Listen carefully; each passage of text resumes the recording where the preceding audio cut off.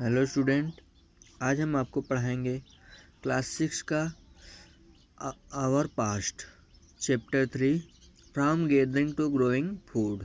Chapter 3 from gathering to growing food, भोजन संग्रह से उत्पादन तक। भोजन संग्रह से उत्पादन तक। वैरायटी ऑफ फूड्स, यहाँ पे दिया गया है वैरायटी ऑफ फूड्स, विभिन्न प्रकार के भोजन।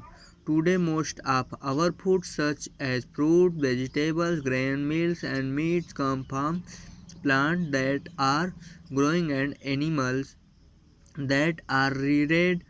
Different plants grow in different conditions. Rice, for example, require more water than wheat and barley. आज हमें अपने भोजन का अधिकांश हिस्सा उगाई गई फसलों और पाले गए पशुओं से मिलता है। किससे मिलता है? उगाई गई फसलों और पाले गए पशुओं से मिलता है। भिन्न भिन्न फसलों को उगाने के लिए भिन्न भिन्न जलवायु की आवश्यकता पड़ती है।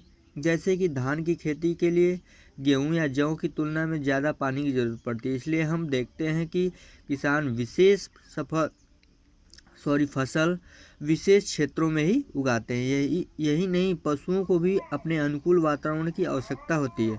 पशु भी क्या होते हैं? अपने अनुकूल वातावरण में ही रह सकते हैं। आगे दिया गया है the beginning of farming and herding, खेती और पशुपालन की शुरुआत। We have seen a chapter 2 that the climate of the world was changing, and so were plant and animal that people used as food. Men, women and children probably observed several things. The place where edible plants were food दिया गया है।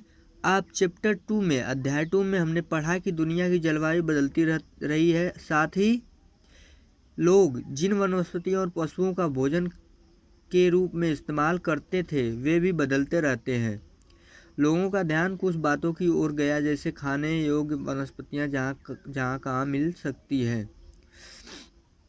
गिरे बीज का अंकुरण और उनसे पौधों का निकलना। ये सब बातों को ध्यान देते हुए उन्होंने खेती करना और पशुपालन की शुरुआत की।